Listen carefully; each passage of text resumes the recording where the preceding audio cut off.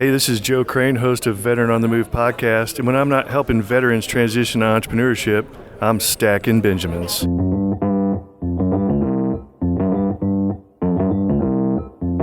Live from Joe's mom's basement, it's the Stacking Benjamin Show.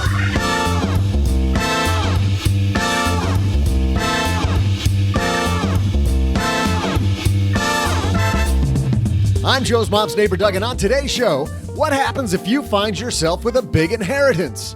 Well, after you split it with your good friend Doug, you'll want to listen to today's show because we welcome to talk about inheritance strategies from Goldstein on Gelt, Doug Goldstein.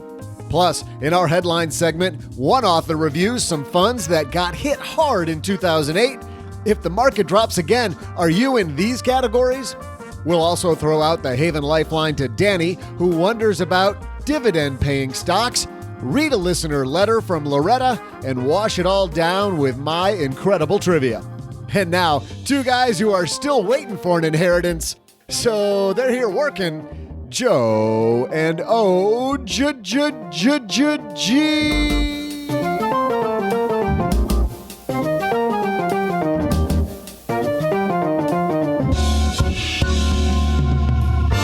I don't want to be the guy who's waiting for an inheritance. Will somebody die so I can get some money? I don't want to be that dude. Have you ever thought about the number? Do you have your number, Joe? Like if you found it on a suitcase on the side of the road, or somebody called and said your third great uncle left you all the money. Have you ever thought about what your number is to, maybe not ever turn the recorder on again? There is no number. Not being here you're with gonna in the basement. Are you kidding me? Okay. I love you, man. That's what I was going to say, too. I wanted to make sure that we were on the same page. Welcome to Wednesday on the Stacking Benjamin Show, everybody. I'm Joe Salcia, Average Joe Money on Twitter. And across the card table, just so you know who's who. The sultry voice of yours truly, OG. Yes. The other guy. You know what's funny? We have so many people that don't know the history of that. We do now, don't we? It's ridiculous. Almost everybody I talk to, they just kind of go with it, but don't know the origins of it. One day, maybe we'll have to talk about the origins of it. At some point, we might talk about that. But not now, because right now, we got a great show. We got Doug Goldstein in the basement. We've been talking inheritances. And actually, this whole idea of sudden money, people get weird, OG, when they all of a sudden, get really weird when they've got money they didn't have before. And so we've got Doug here waiting in the wings, and also people, making sure that the money goes to the right people or the right charities or groups that you want to have your money. We're going to talk about all that stuff on today's show. Death on today's show. Going to be great. Awesome. Can't wait. Sign me up. But first, you want to save $450? Of course you do. The average person who goes to Magnify Money saves $450 when they head to stackingbenjamins.com/Magnify Money. Whether it's for better checking accounts, better savings accounts, paying less interest to the man, lots and lots of fun at Magnify Money, plus an award-winning blog over there, stackingbenjamins.com/Magnify Money for all the financial products you use every day. And we're also brought to you by Slack. Slack is the communication hub that we use here in the basement. It makes sure that the right people on our team are always connected and in the loop, and key information is always at our fingertips. It's exactly the same for you. Learn more at slack.com. That's slack.com. Love using Slack. All right. Big day here in the basement. Doug Goldstein waiting upstairs with Mom. But before him, we got some headlines. So let's get this thing rolling. Hello, darlings. And now it's time for your favorite part of the show, our Stacking Benjamin's headlines.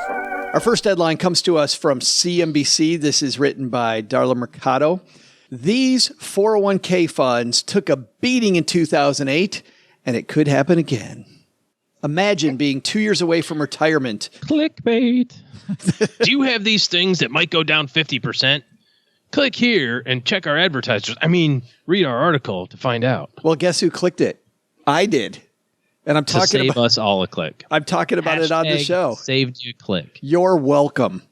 Which you may have thought was shielded from massive market corrections. You thought your 401k was, by the way, getting back to the piece. And then you have it tanked by more than 20%. That was the reality in 2008 for workers who'd 20%. Invested their savings in target date funds. These funds are intended to invest your savings in a diversified portfolio of underlying stocks and bond funds. As your retirement date approaches, your target date fund would gradually reduce the equity allocation and increase the bond portion or to lower market risk. The kickoff of the Great Recession, including a 777-point decline in the Dow Jones Industrial Average on September 29th, 2008. Glory days. Remember those? Oh, that was great. My liver remembers that day. Disabused target date investors of the notion they were safe from market swings. Quote, the year 2008 was a period that put target date funds to a test, said Jeff Holt, Director, Multi-Asset and Alternative Strategies at Morningstar. Those that were approaching the retirement date were immune to significant losses in the market. Here's what went wrong and how it affected your retirement plan even 10 years later. The next header says, when everything fell. Target date funds with retirement dates beyond 2020 experienced losses exceeding 30%, reflecting the fact that those funds were heavily allocated towards stocks. However, those investors still had years to continue saving, and they were able to ride the bull market that started in March 2009. The situation was more grim for investors in near-dated funds, including those set to retire in 2010. So imagine you're retiring in 2010. It's 2008. You're like, okay, going to put all my money in this target date fund. Among those funds that were hit hard included the Oppenheimer Transition 2010, which experienced, wait for it, a 41% loss in 2008. About 70% of this fund's assets were invested in equities, according to Morningstar. The financial crisis also unearthed another risk. Bonds weren't necessarily a safe place to hide either. Quote, some funds were burned because they were too aggressive on the fixed income side, said Holt. But still, I'm still with you, OG. I don't really want to riff on target date funds here. I want to riff more on, if you're retiring today, you don't need all your money today. Why don't you have it allocated so that you've got money that you need in 2 years in this super safe place? And maybe you thought that a target date 2010 fund is safe, but if you know how a target date fund works, like you can't cherry pick which part of the target date fund you can take money out of.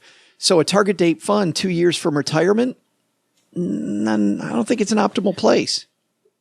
I have a big problem with the whole synopsis of this article, which is you got screwed because you had a target date fund and the market went down. It did exactly what you would expect it. How would you have done any differently if you pieced apart this fund and allocated it in big and small companies and international and U.S.? You still experience this thing. And in the article, the author is, I think, saying, "Oh, if you didn't have these, you might have been okay," which is also bullcrap. That's the insinuation. That's kind of how I hear it. Well, it is the insinuation because everything went down. But I think that if you pull away from that, I totally agree with that.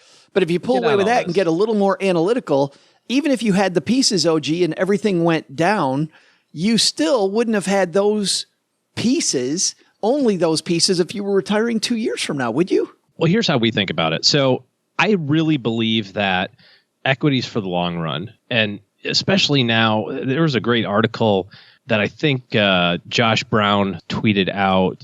He went to like a town hall meeting with Jamie Dimon from Chase. Josh Brown is from Reform Broker, so you can follow him on Reform Broker. And Jamie Dimon, CEO of Chase, JP Morgan Chase. Chase. So I don't know, he did a town hall. Anyway, Jamie Dimon had some pretty interesting things to say about fixed income, but which I should have copied because, I don't want to say I said it first, but maybe he listens to me and then forms his opinions based on what he listens to the show from. But so I really strongly feel in this kind of long-term equity portfolio is the right place for most people. But you got to take your own individual risk tolerance and tolerance for volatility into account. And so how do you juxtapose that against, but I'm going to retire in 2 years and I've got this real risk, which is this unknown bad timing, just pure bad luck. I mean, you could think about the folks that came into your office, Joe, and the folks that came into my office in October 2007 and said, "OG, Joe, what do you think? Market's at an all-time high. I think I'm going to retire January 1st. And we all said, "Sounds great, Bill." And the best thing for Bill would have been to literally go into a coma until May of 2009. Because, he was down 30 or 40 or whatever odd percent by March of 2009. I get that. So how do you get around that risk? Well, first of all, you have to understand where that threshold is for you. Is it 20%? 10's pretty weak, to be honest with you, but 20, 25, something like that.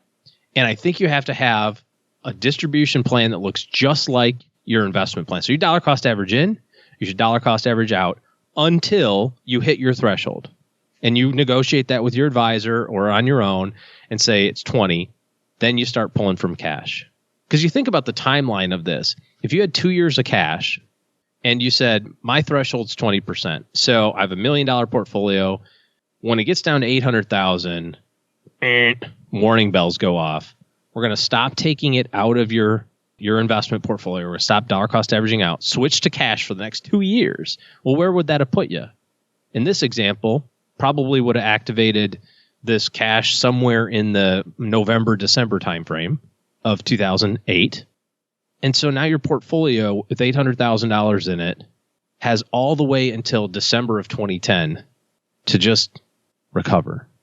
You don't have to do anything. You don't have to sell anything. And you've got this extra cash bucket for 2 years of distribution just sitting there. The safety and security of having that extra money is worth not having it be invested and having some opportunity cost there. I think if you have more money than you need for retirement, building up that cash buffer, so you're buying time. You're buying 3 years or 4 years. Absolutely. There's no genius to 2. Yeah. You could do 3 or you could do 5 or whatever you want to have. No, but I'm saying if you're close, well, then maybe it has to be 2 and you just have to kind of roll the dice a little.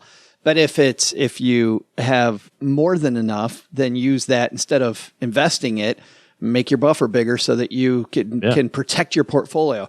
That's a problem I have with people that don't like cash, by the way. I feel like there's investors out there that want to optimize the entire portfolio, every single dollar. But that cash is suboptimal when you look at it by itself, sure. But when you look at the fact that it's this freedom from worry and I can keep my stocks more aggressive because I have it, now my stocks are performing optimally because I have that cash. If I don't have that cash, I got to kind of hedge the stock portfolio. Well, you just look at it from a behavior standpoint. And everybody talks a big game. You and I have experienced it, and we see real life experiences. You can't tell me that when you have $200,000 and it goes down by 30%, you're going to feel the same way as if you have $2 million and it goes down by 30%. Yeah, the real number there, $600,000. Oh no, I'll stay the course. I'll be fine. Yeah, I had $2 million last February, but now I'm down to 1.4. No problems. I feel comfortable. Bull honky, you do. You're scared, you're angry, you're nervous, all of those things. And just now think about that. If in addition to that, you had another $160,000 just sitting in cash, just doing his thing, minding his own business, getting his little 2%. Now, how do you feel about going, okay, I can wait that out. You know, I can cut my expenses a little bit. Instead of living on 80 grand, I'll live on 70.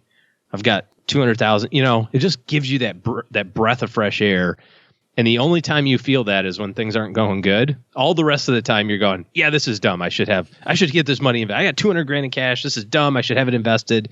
And you got to resist that urge. We talked about on Monday. Everybody wants to do step 7, 8, 9, and 10 because those are the real cool ones. But you got to build the foundation the right way. Building cash is not the cool one. But the cool thing is you get $75,000 in your cash account. You can get those cool Chase rewards. Hella good Chase points. Jamie Dimon then is high-fiving you. Yes, he is. You get to go to his town halls. Then. He's better off than you are. Well, I'm very proud of us, OG, because we just... He's better off than me. You're right. I'm very proud of us because of the fact that we just did a target date fund piece and really didn't rip target date funds. Also, they suck. Yes, we got to get that in there. So for those of you playing the home game, they still suck. So yeah, good stuff. In our second headline, we're getting this bad rap, OG. We are totally getting this bad rap. People saying that they don't learn anything here. And frankly, I'm sick of it. I don't know about you, but I think I've had enough of that. We're going to try to learn them something? We are going to try to learn something. We are fixing to learn y'all something. So we are wheeling out the people who can actually teach things. And our friend Jen Hemphill, who's a way better teacher than we are, Jen is going to help teach one of our friends, and she can help you too. So Jen, take it away.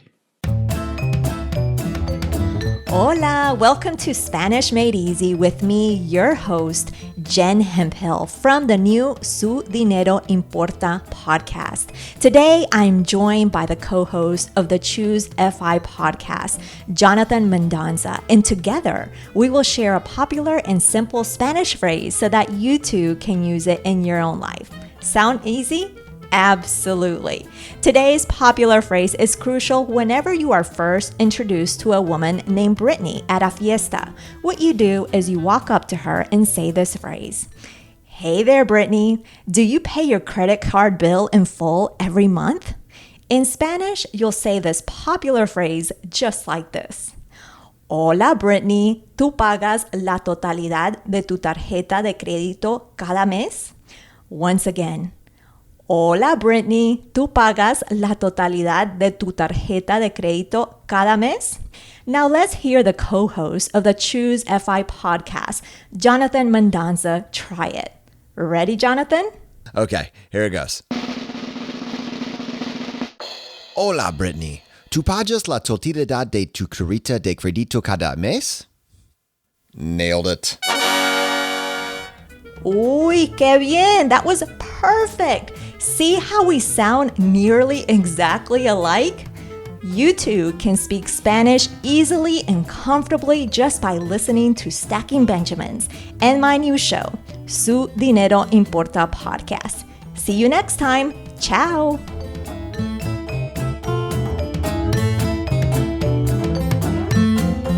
See, OG? They sound almost exactly alike. We can learn you something. Amazing. Well, not we, but on our show. The Yes. show in general learns you. By the way, congratulations to Jen. She's so cool, isn't she? If you're a Spanish-speaking listener and you want a good Spanish language podcast about money, Su Dinero Importa is the name of the show. And I'm sure I slaughtered the hell out of that. Sounds just like it. It's just like her, because I've been studying Spanish Made Easy with Jen Hemphill, too, here on the show. But anyway, Su Dinero Importa, you'll find that coming up the end of this week. So congratulations on two fronts to Jen Hemphill. And by the way, thanks to Jonathan from Choose FI, because he nailed it. And I think that's lesson number one. Listen to us for Spanish Made Easy. And then lesson number two is retiring in 2 years. Maybe you shouldn't just have all your money in a target date fund, even if it seems like it's for the appropriate time frame. It still, I don't think, is analytical enough.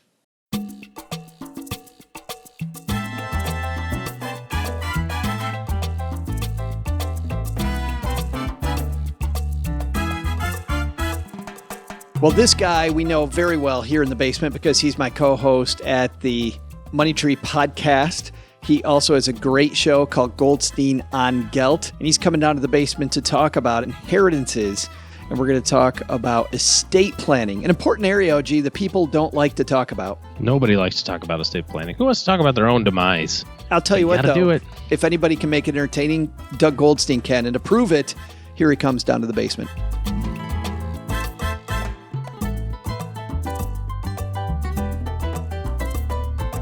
And coming down the stairs to the basement, it's our good friend, Doug Goldstein. What are you doing here, man? Oh, I almost tripped on the last step there, buddy. Jeez. Oh, I could sue, couldn't I? Then I get a lump sum of money. There needs to be something to sue for. I don't know if you've seen this place, but you got to be able to get something, Doug. That's the key. When you sue, make sure you go after the big money. Oh, I hear you. I like that chair you're sitting on. He sues me for the chair.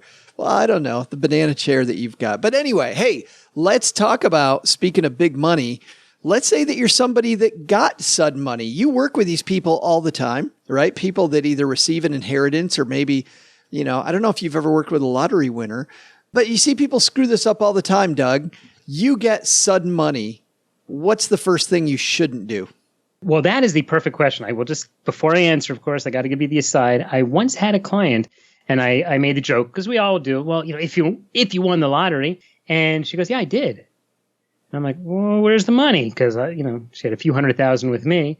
She goes, oh, we blew it all. And I was thinking, you're exactly the story that they teach us in stockbroker school. When most people win the lottery, they go bankrupt within 2 years. And this was pretty much what happened to her. So my one bit of anecdotal evidence is actually people totally do mess up. They get a lump sum of money. I've certainly seen it happen with people getting an inheritance. And frequently it happens right at the beginning. Like you were asking, what's something people do as a big mistake? They think that like now they got all this money and everything is going to be different. And the fact is, in most cases, you're not getting that much money and not everything is going to be different. And if you act like it is, you're going to wipe yourself out real quick. Well, because the numbers, Doug, the numbers don't work out, I think, as sexy as we want them to be, right? Like $1 million sounds like a ton of money, but if you're trying to live on that, that's not nearly the cash cow you think it is. Yeah, I think, well, I'll give you an example, a story that actually happened a few years ago. I met with this guy. I would say he was a client, but he wasn't. And he got a $200,000 inheritance, which seemed like a lot of money, right? That's a nice sum of money for a lot of people. And so I gave the whole song and dance about long-term investing and compound interest and stocks and bonds, and mutual funds, that kind of thing. You know, I felt like I was just staring at a fish because he was just not even blinking. And he never called me back to open the account. And a little while later, I ran into him. I said, well, what's your plan? You know, you didn't think I was brilliant? He goes, well, Doug, no, you are brilliant, but I've decided I'm going to invest in my own business. So we can talk about the pros and cons of investing in your own business. And I'm like a big believer in entrepreneurship. But I believe if like the type of investing in your own business would be buying a factory or something with hardware, right? What did he invest in? He was a life coach. And he was investing in a couple of courses for himself, and he took this $200,000 and claimed he was investing in himself. But what does that really mean? It means he was sitting at home and blogging and bothering his wife and spending down $200,000 over the course of about 8 or 9 months because, you know, that's once you have the money, why not spend it and pretend you're investing in your own business? And that was not investing in your own business. That was just being lazy, calling yourself a life coach and, you know, at the end of the day, maybe you have a website. Yeah, I could think, I mean, if you're a life coach or a restaurateur or whatever, if it's part of a business plan and maybe it goes into the marketing of your business and you've already play tested the marketing and you know what I mean? If it's part of a well thought out plan, it's one thing. If it's just, hey, I'm going to invest in myself and start up this new business, it gets a little scary. Yeah, but I think the problem is people fool themselves. There are some businesses where I get, like you invest some money. I don't agree with things like being a blogger or a podcaster or a life coach or even a financial advisor. These are not things where you should start at the outset when you don't even have anything. You get an influx of cash and you say, okay, I'm going to invest.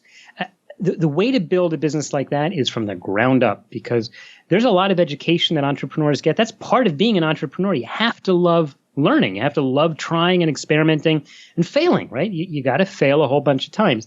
And if you don't do that, if you don't go to the school of experience, you'll never succeed. And I'm sure, Joe, you have seen this many times. And I'm just like running through my mind of clients who I know who inherited huge sums of money and they, as it were, invested in their own business. It wasn't an investment. It was just paying their own salary and they were just blowing the money. No, now I get exactly what you're talking about. If you already kind of know what the ROI is because it's a business that's up and running and you're just going to fuel that ROI, then that's one thing. But this idea that I'm going to start off as a financial advisor, that was a great analogy. I get that one. Or a life coach or whatever it might be. That's a whole different thing. I had clients that when they were working with me, they knew a ton about cattle. And they had worked in the cattle industry for a long time. And we actually put together, only time in my career, we put together a portfolio where cattle were the centerpiece of their portfolio. But it was because we had an existing operation. We knew exactly what that influx of cash was supposed to do. They already knew and could quantify the downside risk on that money. Much of the same stuff that we could do in a portfolio, clearly more aggressive, way more aggressive than what we would do with the diversified collection of stocks. But to your point... Well, they didn't feel that. They didn't feel that owning cattle was aggressive, right? Because they knew that business. Oh, they actually did. They were surprised when I kept asking them more and more questions, but they could continually produce data.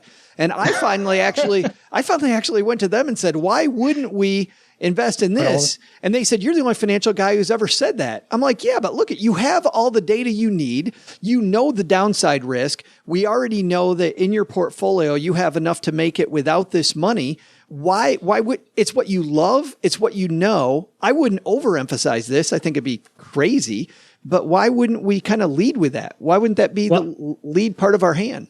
You know, it's funny. I went, I don't know I don't know if you need the whole preamble to the story, but my wife and I went away for a few days to some fancy hotel, and great breakfasts, and of course you go to these huge breakfasts, and then you have to go to the gym.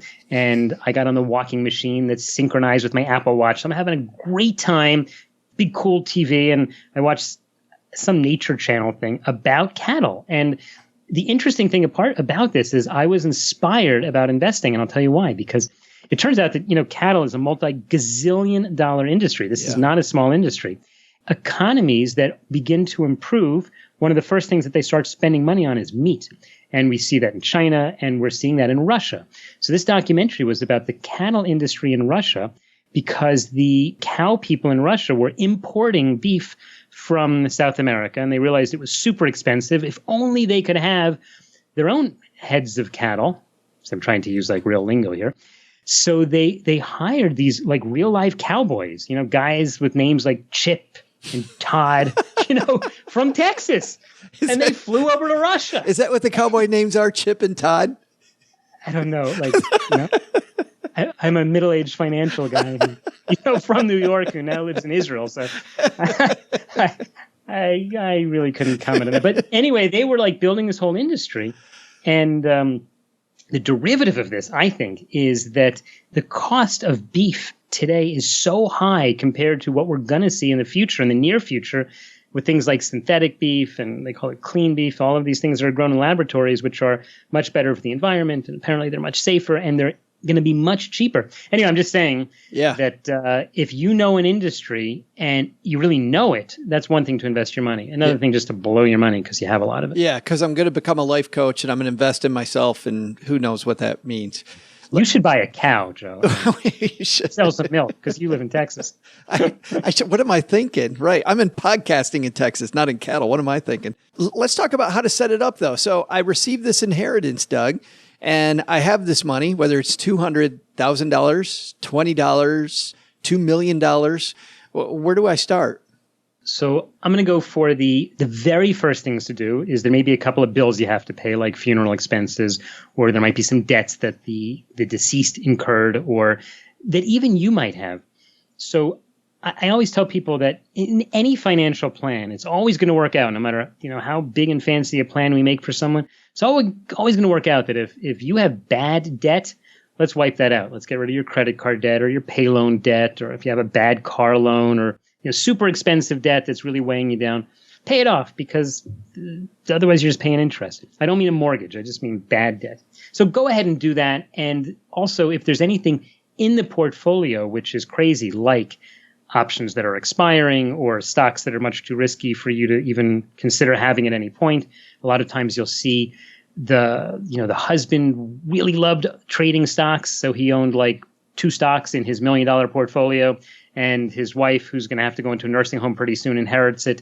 That's someone who should sell those stocks right away because she can't stand the risk. Those are things that are kind of an emergency. You got to take care of it right away. But once you've dealt with the emergency stuff, then just chill out. Sit down. Go watch a documentary about cattle in Russia and cowboys named Todd and Chip.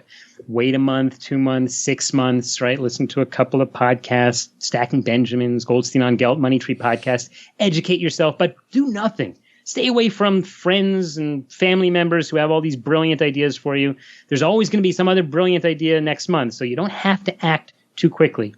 And then build a financial plan, which is, the financial plan is the blueprint for the whole big picture. And that takes a little time. Work with a financial planner, a CFP, someone who cares about you and can spend the time doing that. This is the part that people miss, though. I think they think I got to get this money invested right away, which I love your point is you don't have to. I think of, as you're talking, Doug, I think about Warren Buffett saying there's no such thing as a called strike in investing. Mm-hmm. Yeah. When I told that to Warren, you should have seen like his eyes lit up. He was like, what? That's brilliant. He said, I'm going to use that. Yeah. Yeah. Yeah. So. And now today I'm quoting him, and it makes you angry, doesn't it? It does, because he's got gazillions of dollars, and I'm here talking to you, which I would do if I had gazillions of dollars. Absolutely. Too. Yeah, you'd be first. I'd be first on your list, I'm sure. But back to your point. So then I build the financial plan, and what's that going to give me? The key takeaway of a financial plan is going to be, in terms of investing, what the asset allocation model should be, meaning, what percent of your money should be at risk things like stocks, what percent of it should be safe, things like bonds. It's going to be the big picture. Financial plans don't tell you what you should do day to day. They just give you the sense of where you are today and where you're going.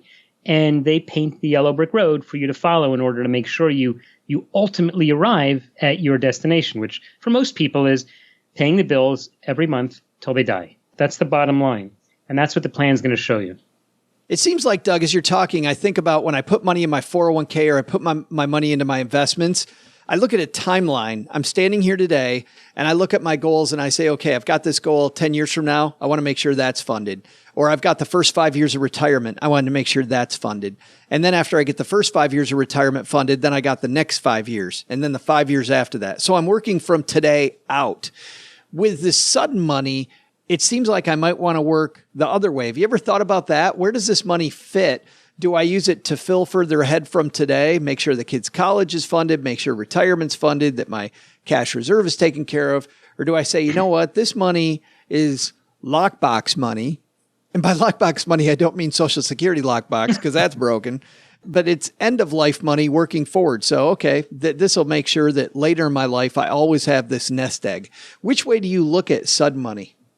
Yeah, I want to argue against your first way of looking at it, because it's not that you're wrong to sort of segment money in that way. And I know a lot of people like that. They like the whole bucket concept and you have different buckets of money. And I get it. And frankly, I've even said it to people and I see it as a way of thinking about it. But as a financial advisor, I have to tell you, I don't really look at it that way. I look at this kind of continuum of where you are. What's your trajectory? So when people say to me, well, Doug, what's the amount of money I need to have in order to retire? Again, I don't look at it that way either. One of the main tools that a lot of financial advisors use, so I'm not going to claim I'm the one who invented it, is the Monte Carlo simulation, which is a way of looking at someone's long-term financials by saying, not just I expect to make 5% a year for the next 20 years, and will I be able to make it? But a Monte Carlo simulation will literally check thousands or tens or hundreds of thousands of possible futures and then determine the odds of success. And by success, again, the core success is having enough money to pay the bills every month till you die. And then along the line, there may be other expenses, kids' education, vacations, buying one of those tall balloons that they have in front of car manufacturers that shakes around a lot. If that's your goal, you got to have one of those. So that's how I would look at it. So I'm gonna tell you that I don't really agree with your premise in the question, but therefore, if someone gets an inheritance, I just plug that into the Monte Carlo simulation and say, okay, the client had $600,000. Now he just got $1 million, so he's got $1.6 million. What can we adjust? Can we lower the risk in his portfolio? Could we increase his spending? Yeah. Could we increase the amount he gives as inheritance one day? Just different ways of looking at it. Yeah. If it becomes clear you can make it, then we can lower the risk. I got you. It opens up a whole different avenue. Let's talk about the other side of this. Instead of receiving an inheritance, let's talk about giving inheritances, because there are things that people do that cause friction when they're trying to get money to their heirs. We just saw all the news about Aretha Franklin recently. And it looks like if the reports of an $80 million estate are out there, she might be looking at $35 million in estate taxes people are talking about. That's quite a lot of friction, Doug. How do we make sure we pass that money on efficiently to the people, the charities, the avenues we want to have it? So first of all, let me just start right away on the charity thing, because that is the best way to give away huge sums of money and avoid the taxation on it. But I also think it's something that you have to do during your lifetime, and you have to do it in a way that you're going to teach your kids about the importance of charity. I have said this many times, but I think this is worth repeating, that the richest people I know are the people who are the biggest donors, not only in terms of money, but in terms of percentages. And I always ask them about it. We talk a lot about charity because that's part of the overall financial plan. And they always tell me that, Doug, when things are not looking so good, I up the amount of charity I'm giving, and then things begin to improve. And so you can talk about, religion or God or yin and yang or just whatever. But I think you could also attribute that to an ability to separate your emotions from the money, which is what ultra wealthy people can do. When you give away money, that means you don't see it as yours, right? You see yourself as a conduit to distribute the money to whatever choice or whatever charity you like or whoever you want, which is a great thing. I mean, who wouldn't want to be giving away millions of dollars? But by doing that, all of a sudden, it's not all about you. It's not so how rich can I be and what can I have a bigger yacht or a bigger car and can I just keep trying to have more and more stuff to impress all the people around me? These wealthy people that I know, they don't do that. And therefore, they're able to make much smarter decisions about investing in money because they're not so emotionally tied to it. I've seen that myself in my life. And actually, there have been studies that have shown, study after study that shows that people that give more, and frankly, if you're somebody listening to this that doesn't feel like you have money to give, just start off with giving time, because giving time is important. Mm-hmm. But let's go back to my question, because I'm running out of time, which is you're trying to give money to a charity. You're trying to give money to your kids, to whatever. Let's talk a little bit about the transfer vehicles that make that happen correctly. How do we start off making sure the money goes to the right people? Number one is make sure you write a will. A will is a relatively simple document. Keep it simple. Absolutely do not try to do something complicated, because the more complicated it is, the more it's open for argument, the more it's open to interpretation, and the more it gets messed up. I was once speaking to a lawyer who told me that she had seen a will where the lady had said she wanted to donate money to this charity and that charity, and she listed also about 12 different beggars that she used to give in the street. There's sort of the standard people who would always be there. And she kind of described the old man who sits on the corner of that street and that street. And when the will was probated, someone had to go prove that they had donated money to all these people. It was like a nightmare. So make a will that's very simple. If your situation's a little more complicated, like a second marriage or kids who may or may not be getting equal amounts, or if there's someone going to be left out or a spouse is going to be left out, that would be the time you want to begin to consider a trust, because a trust is often going to be a document which exists during your lifetime, which is one way of proving this is what you really meant with your money. In other words, if you put your money in a trust and you live off your own trust for a few years, it's going to be very difficult for someone to come along after you die and say, well, Joe didn't really mean that. He must have been under duress when he signed that will, because the argument back is, are you kidding? This is how he lived his life for the past 10 years. And so obviously this is what he meant. So it makes it much, much harder to argue against the intentions of the grantor, the person who wrote the will.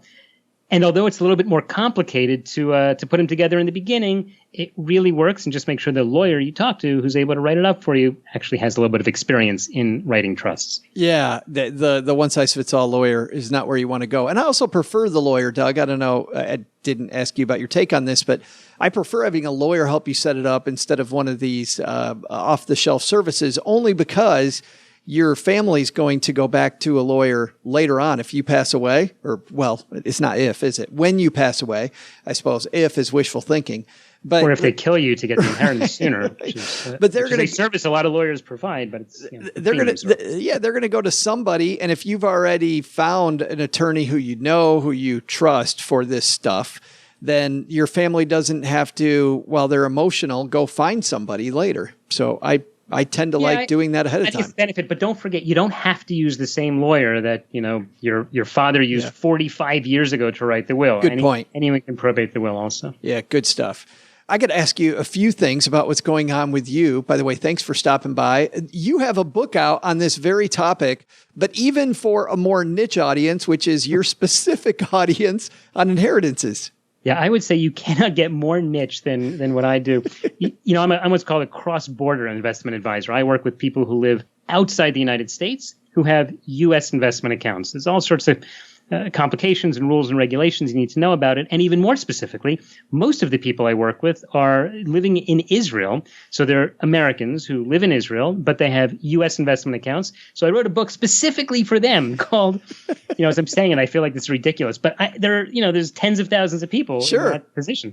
But the book is called The Inheritance Book, What You Need to Know About Receiving and Investing in Inheritance from the United States when you live in Israel.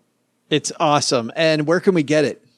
Check it out on Amazon. You can check it out also on goldsteinongelt.com, which is where I podcast, or on my corporate website for people who are living outside the United States but want or have U.S. investment accounts. My corporate website is profile-financial.com. Well, and I wanted to ask you a little bit about that, what's going on at Profile-Financial, because people that listen to you and I together every week at Money Tree know about that site. But at Profile-Financial, you've got some cool short videos that you're making to help people understand their money better. Yeah, a lot of times people get overwhelmed with a book or even a show that's an hour long. They want to just get one idea. So I made these, what I call these 4-minute money videos. And also there's a 4-minute money audio podcast. Nice and short, cut to the chase. I teach one thing a lot of the time, about 30% of the time. It's about special for cross-border investors, but I guess that leaves 70% of the time. It's for anyone who wants to learn about good old-fashioned investing, stocks, bonds, mutual funds, financial planning, how you're going to get from where you are today to the riches that you envision for yourself in the future. And if you're walking the dog or on your morning commute, I'll link to that in the show notes at stackingbenjamins.com. By the way, you said people that get lost in an hour show or get overwhelmed. I'm very proud of the fact. I don't think we've ever had one complaint of somebody that said they got overwhelmed listening to Stacking Benjamins. That was, well, you know why, actually? I'll tell you, because the difference between your show and a lot of other shows is your show is actually interesting throughout, and you've got different sections. Yeah, nice. A lot of people, they just drone on and on about the same, that's what things. That's what I was asking for. Just keep it coming. Keep the praise coming. I love you, Joe Saucy. I love Stacking Benjamins. Send me a t-shirt. That's right. We got to get you one of those. Absolutely. Doug Goldstein, thanks for hanging out with us for a few minutes, man. Hey, thanks for having me. Hey, trivia fans, I'm Joe's mom's neighbor, Doug. Man, that Doug Goldstein guy is fantastic, isn't he? I mean, right? It's nice having someone else in the basement that knows a thing or two about money, for a change. I'll bet that's because his name is Doug. While I'll admit Doug G is the master of inheritances, I'm still the king of trivia, so let's prove it. What is the median inheritance size people leave behind? I'll be back with your answer right after this.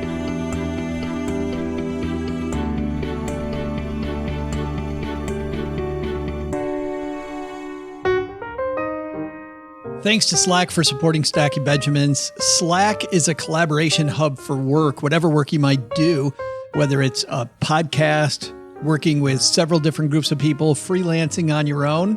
Slack's got you covered. With Slack, the right people in your team are kept in the loop, and the information they need is always at your fingertips. Teamwork on Slack happens in channels, letting you organize conversations and information around projects, offices, and teams. And because everything you need to work is in one place, it's faster and easier to get things done. With Slack, your team is better connected. Find out more at slack.com. Slack lets you organize your team with real-time messaging, video or voice calls, group file sharing, and searchable archives all in one easy-to-use app. You don't have to search anymore through emails for that one follow-up or search through multiple systems to figure out what the heck you're looking for. No more switching across all these tabs and platforms to keep updated. Of course, it works with a lot of the apps you already use like Jira, Salesforce, Zendesk, and Google Drive. You can tailor it with more than 1,000 different apps. We use, as an example, AppearIn for off-the-cuff back-and-forth video chats because we're located all over the country. Everybody, believe it or not, isn't in the basement. And because of that, we use Slack to bring the basement everywhere. Plus, there's mobile apps for iOS and Android. I used those the whole time that I was in Europe. Did I tell you I've been to Europe? That sync seamlessly, and you can always pick up where you left off no matter where you're at. Slack, where work happens. Learn more at slack.com. That's slack.com. Thanks also to Magnify Money for supporting Stacking Benjamins, as we do fairly often.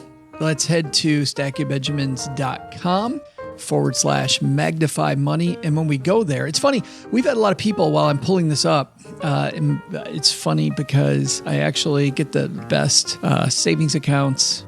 Hopefully I can do two things at once here, and I don't think I can. So I just pulled this up. But before we get to that, a lot of questions this week in our basement Facebook group, stackingbenjamins.com/basement if you want to join us. A lot of questions about student loans and about where to refinance your student loans. And of course, if you head to Magnify Money, you'll notice one of the many things they look at is student loan refinance. And this week, actually, let's pull up those different places. Places like SoFi, Earnest, and Common Bond come in very, very tight together, all have very transparent paperwork. Looks like the interest rate about the same. The repayment terms are about the same.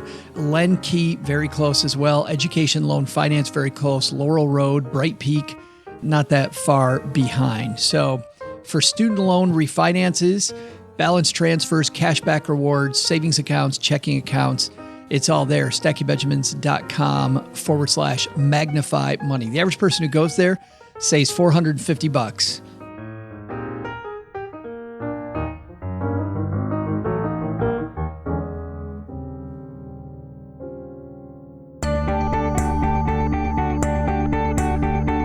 Welcome back, trivia fans. I'm Joe's mom's neighbor, Doug. Before we get to the trivia, I got a question that I need you to answer for me. When do you know if you're getting an inheritance? And is it okay to request one from a friend ahead of time? I'll figure it out later, because I'm sure right now you're hanging on the edge of your seat waiting for your trivia answer. Here was the question. What is the median inheritance size left behind for beneficiaries? And the answer? According to the Survey of Consumer Finances, while the average was much bigger, some people give huge inheritances, just take note of that, the median size of an inheritance clocks in at $69,000. 69 G's! I'm definitely going to start writing some letters, seeing if someone wants to leave some of that money for moi. See ya! Big thanks to Doug for coming down to the basement, and not neighbor Doug, but Mr. Goldstein.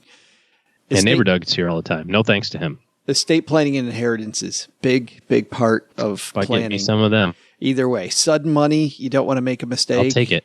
And giving money, you want to also not make a mistake. Hey, speaking of not making mistakes, let's throw out the Haven Lifeline, OG, and we're going to tackle some of life's most important questions.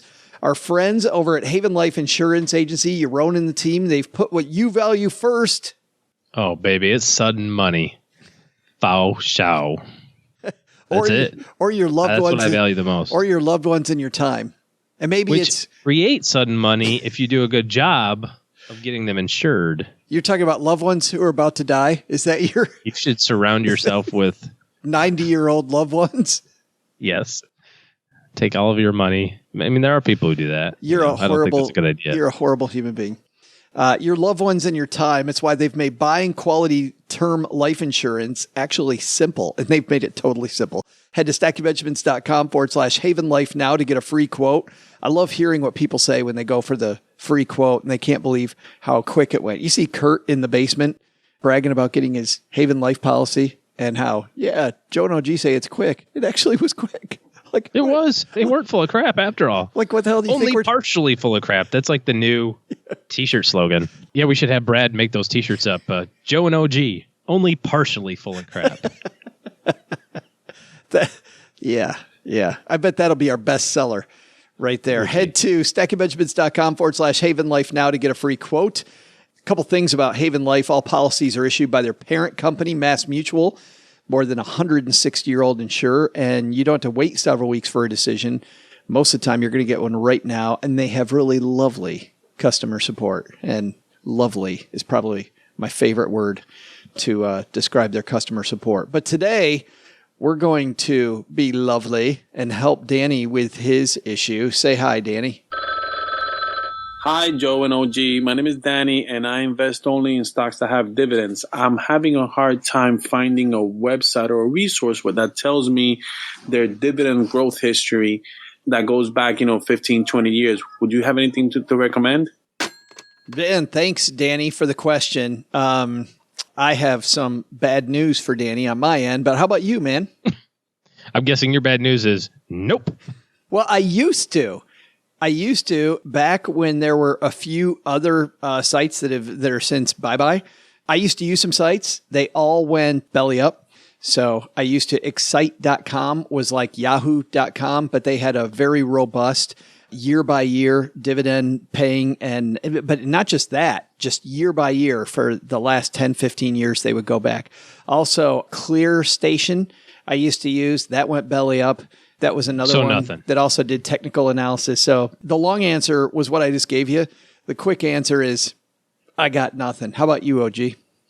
A couple of ideas here that I would use if I was searching for it. First, your brokerage company, wherever you're buying these stocks at, Fidelity, Schwab, TD, probably has a stock screener that you can create like your own custom filter and say, I'm looking for large company stocks with this dividend payout, with this amount of dividend growth rate over this period of time. That's a good idea. I know the premium version of Morningstar would have that also, if you felt like paying for it. Something else that I'm not going to look, but you can look for me, Danny, and let me know. How about Don't Quit Your Day Job? They have tons of charts and graphs and tons of market history on their site. What is that? DQYDJ, right? .net. Yep. And then Yahoo Finance still does have a pretty robust, but not that robust stock screener. Not 10, 15 years. I don't think it's going to have that. But you're looking for either pretty close to professional research type stuff. You can buy the subscription to Morningstar. And that's and this is the thing. If you're using a service like Robinhood and you call them up and say, "Hey, can you get me this data?" They're going to laugh at you. But this is where if you're using a full service broker like a Merrill Lynch, where you're overpaying for every trade, you can call them up and say, "Hey, I want to see the 15-year stuff," and they very well might send it to you. I really also feel like a Schwab or Fidelity or TD on their brokerage platform is going to have some pretty robust screening. It might not give you the history, but you might be able to say, I only want to search dividends that have increased 5% every year for the last 10 years. Right. And then it might give you the list of like, well, here's the 10 stocks that did that, or whatever your criteria is. So you might not see the year by year, but you might get a screen with only the stocks that match the criteria. That match the criteria. And frankly, the other way to do it is, look it up. Just like go into the reports every year and pull down the 10Ks. And well, that's what I was thinking too. I use bigcharts.com a fair amount. And the cool thing I like about Big Charts is that they have historical quotes. But I'm not sure. Let me put in something on Big Charts right now using historical quotes. I don't know. I'm going to put in MO. Yep, good idea. I know. So search symbol MO, and let's go the date 2000. He wants 15 years ago, so 2003. And I know it'll give me the price on that day, but will it give me more information than that? Not seeing it. But for somebody who just wants to know historical prices on different days, using bigcharts.com is really helpful, especially if you've got like stock splits and you want to go back and try to get that real information. Get that information. Yep. Big Charts is a great place with their historical quotes piece. But looking at the rest of this, see if I can can't get more information there. Pretty much, I think you're going to be limited to either, like you said, a full-service broker or a robust investing platform that might be able to screen it for you, or a professional subscription to, Thomson Reuters or Morningstar or something like that. This is the time when I should say also, though, Danny, we've got another weapon, which is Mom's Hole Bridge Club listens to the show. So if any member of the Bridge Club knows if there's a place that they use, a.k.a. the three people that listen to the show, if any of them know a place, this is when the fact that there's a little Stacky Benjamins community out there. Let us know, joe@stackybenjamins.com, if there's a place that goes back that far. Put it in the basement. Yep, the basement Facebook group. All right, thanks for the question, Danny. And we also get letters down here in the basement. Doug just brought down the mail, and we've got a letter here from Loretta. Loretta says, "Hi, Joe and OG. I've been listening to your show for the past several months now. I might have learned something during that time, but I can't say for sure. Well, today she learned Spanish, so that's good. Here's a question for you. I work for a small company that offers an employer-funded SEP IRA. For 2017, they contributed 15% of my salary, and I'm hoping to get at least that percentage in 2018, but it could be less, and I doubt it'll be more than $12,000 total. I currently have a side gig for extra income and wondering if you have some advice on any tax-sheltered accounts where I could possibly put that additional money away. I already max out my Roth IRA and my HSA. Would a solo 401k make sense if I'm bringing in less than $18,500 per year through the side gig? And can I contribute to that while also having an employer-funded SEP IRA? Thanks for the help." Great question, Loretta. So if she's already got a retirement plan provided by an employer, can she set up another one for her side gig? Sure, absolutely. As a matter of fact, you can make it as complicated as doing a solo 401k, or you could just open another SEP. So you could have another SEP that allows you to contribute up to 25% of your income from your side business into that. If you did the solo 401k, that might give you a little bit more contribution amount, because you can do that full 18.5, but your total contributions will start coming into play here depending on how much money you make in your full-time gig, which can't be more than 55 or 54,500 or something like that. But it's usually best, especially when you're layering on these extra plans where you've got that side business or whatever the case may be, work with your CPA at the end of the year, because you have until your tax filing deadline to make those contributions. And I think it's a bigger pain in the butt to try to pull those contributions out in the subsequent year if you put in too much throughout the year. So I would really recommend at this point that whether you use a SEP or a solo 401k, to just work with your CPA as you're doing your taxes and say, okay, I got these 3 different jobs, or I got these 2 different jobs. Here's what's going here. Here's what's going here. How much more can I put away? There's a really simple button that all tax preparers, we just click it. We just it's the easy button. You can put in X dollars, and the computer does it for you. It just goes, boom. Yep. That's it. And frankly, if you're not using a CPA, TurboTax will do it for you too. So, or whatever tax preparing software. Just don't be doing this by hand, is what I'm saying. But then you have the flexibility, because again, if you put in 10,000 and then you find out, oh crap, I could only put in 9,200, you've got to do calculations on earnings. You've got to do calculations on the withdrawal amount. You've got to send that into your custodian. Then you're going to issue a 1099 next year. Ugh. I know there's some retirement plans you got to set up by the end of the year, even though you can make contributions through filing time. Does she have a December 31st deadline on either of these, or maybe even earlier? Absolutely. Simple IRAs, which that didn't come up in the conversation, those need to be in place by October. So you've got 11 days to knock that out. But SEPs, you can open the account. You don't have to fund it. And same thing with the solo 401ks. Although your contributions for the solo 401k need to be in. So the difference between a SEP and a solo 401k is that the SEP is funded entirely from the employer. If you're self-employed, you kind of feel like it's your money anyway, but you got to kind of think about it like employer revenue versus earnings. But the solo 401k, your contributions as an employee have to be in before calendar year end. As an employer, the matching, whatever you decide to do there, you have until the tax filing deadline for your business. It's cool that she's got an employer who puts 15% of her salary into a SEP. That's great. Yeah, that's really good. We should talk to payroll and see if we can get that deal here. Yeah, maybe give it to Doug. Then we have to pay him $8. So I don't know. How do we want to give anything to Doug? Well, because he's an employee. Oh, how do we do this stuff where we only benefit? Oh, yeah. We got a powwow there. Well, we want to include Richie and Caden, but not Doug. Is there a way we can just exclude Doug? Have we paid him anything ever? I mean, we just keep on telling him this thing doesn't make any money. So we'll just give him the 15% of what he makes now. Congratulations. Yeah, congratulations. Good point. You got a 200% pay raise this year. Good point. We're good. We're fine. Thanks for the question, Loretta. If you've got a question for the show, head to stackingbenjamins.com, and at the top of the page, you'll see questions for the show. Click that link, and you'll see all the ways to interface with us. The only difference today between Loretta and Danny is that Danny's taken home one of those awesome Greatest Money Show on Earth t-shirts. And by the way, some of these we have now turned into mugs. Check out the From the Basement mug here. This is the 1950s movie show t-shirt, which is pretty funny. Talks about that lovable scamp OG. That I think is my favorite part of Brad's design, that lovable scamp OG.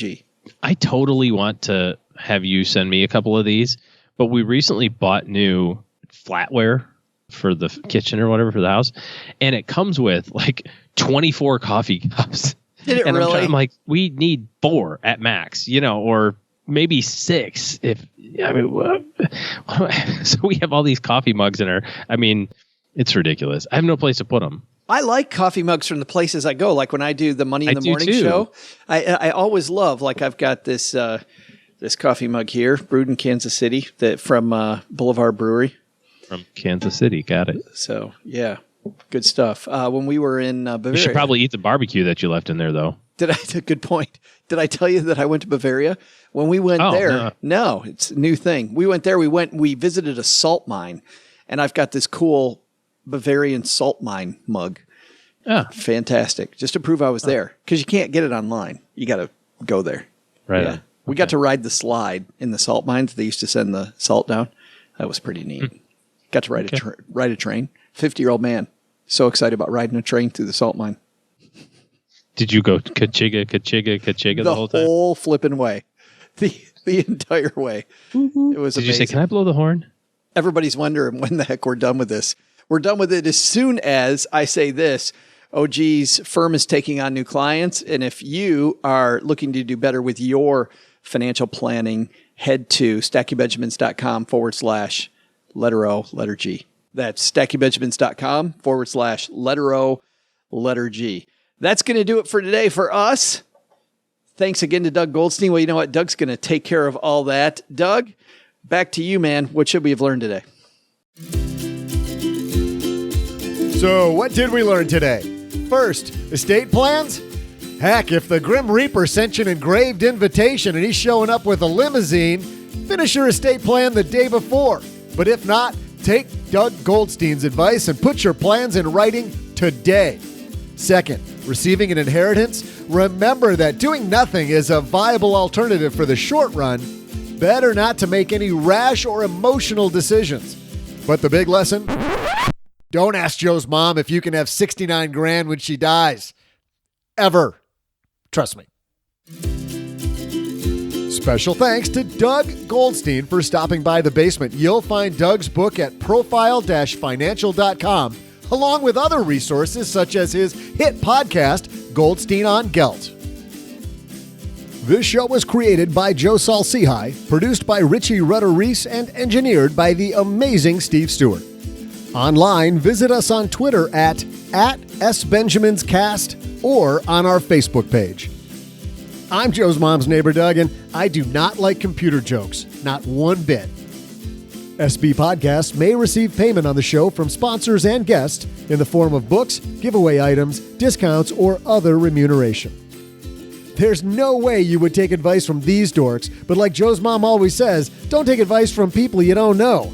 This show is for entertainment purposes only, and before making any financial moves, consult with a real financial advisor.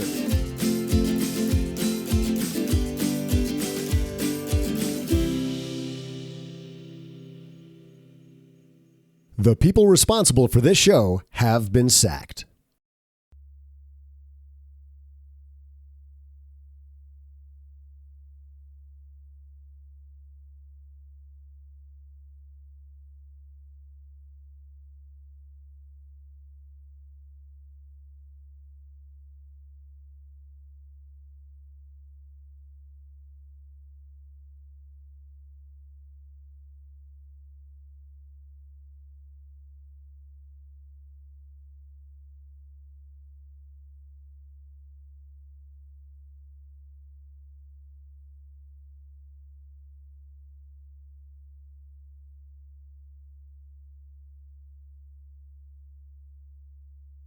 I don't think we have time to talk about the entire history of OG because we're going to save that for the Wikipedia page. I should have my own Wikipedia page. I don't know why you don't. You really should. It's a long storied history. Your mom's been on the show.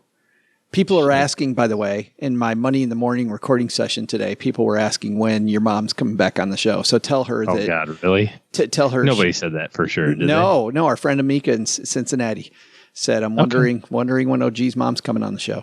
So okay, I'll let her know. Yeah, so she's a star. Yes, she has to learn how to. She's totally. I love you, Mom, but she's totally like the person because we're sitting across the table from one another, but we'd have to do the shortwave with Mom. She'd be totally the person that would be like staring into the microphone on the shortwave, going, "I can't see anybody. Am I supposed to see this?" Or whatever. Mom, we got the new shortwave with video. Look up here. Yeah, it would be totally that old person using technology meme of like you just see like their eyebrows and above. Right.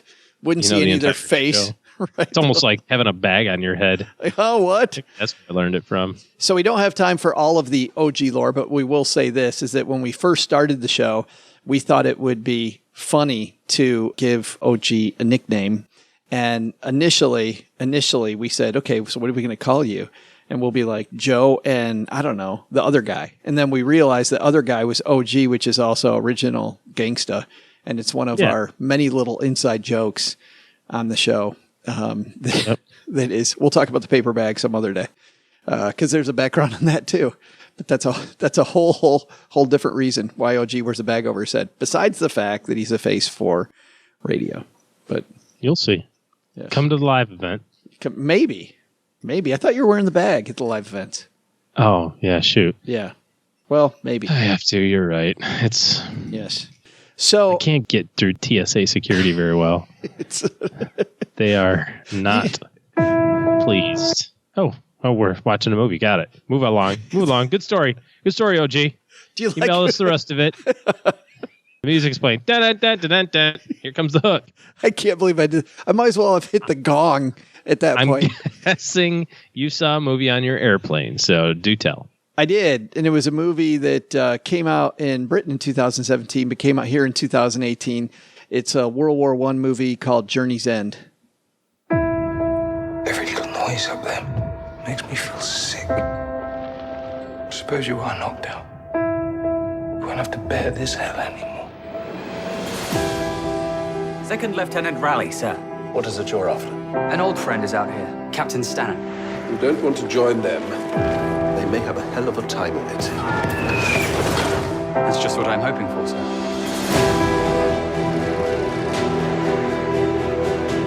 You haven't been in the army 5 minutes, have you?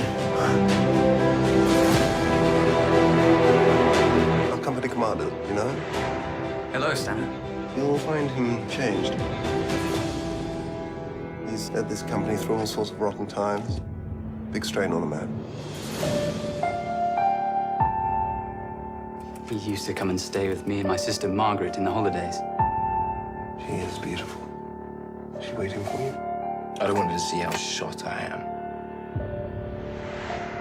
We won't last 5 minutes if the Germans attack. You're to stay where you are for as long as you can. When's it expected? Day after tomorrow. Just waiting. German attack coming the day after tomorrow. They have better and better and better information that says it is coming the day after tomorrow.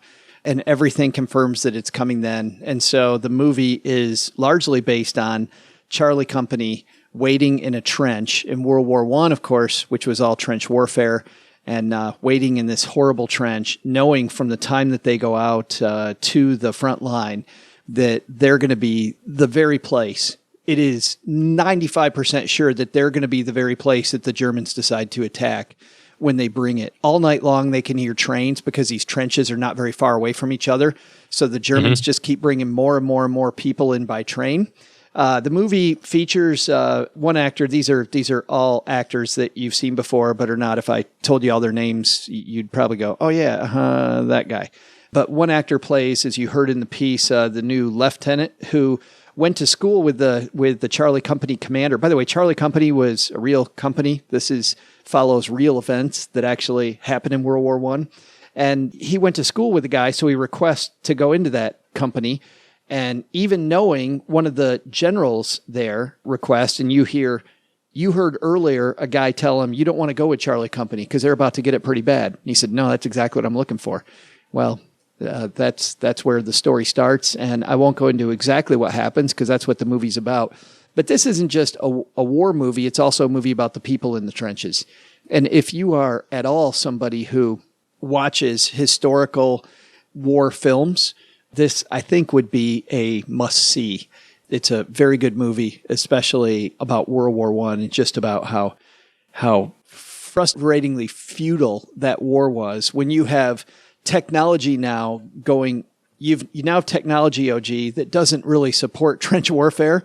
They have guns that are phenomenal. They have technology that's getting better all the time, and yet they're still fighting the war as if it's 1750. It's an earlier time. And so just the loss of life that happens for pretty much no reason incredibly frustrating. But also as somebody that really likes digging back into history, I thought it was a great movie. I obviously can't say I enjoyed it, right? You don't get done and go, man, that was fun. There is not much fun about this movie. So if you're waiting for a fun movie, this ain't the one. But if you're looking for a glimpse into trench warfare in World War I, big thumb up. Cool. All right. It's on the list. This actually does sound like a movie that you would see. Yeah, probably once. Yeah. I see most of those movies one time. Yeah, but it does seem like your kind of movie. Like there's times when you say, okay, great, sounds good. I'm like, yeah, he's never seen that.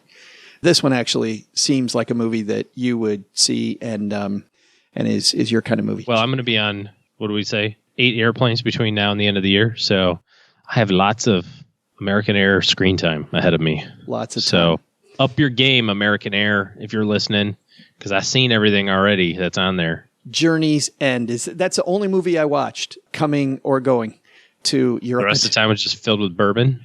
On the way there, I played Civilization on my computer and slept and read. And on the way back, I read and I watched a few episodes of Modern Family, which I don't watch. Cheryl's watched it. Oh, really? Yeah, that's a nice light show to have on. It's perfect for the airplane. I'm laughing my head off. It is so funny. Boom, boom, boom. Yep. Yes. Just laugh. Philosophies.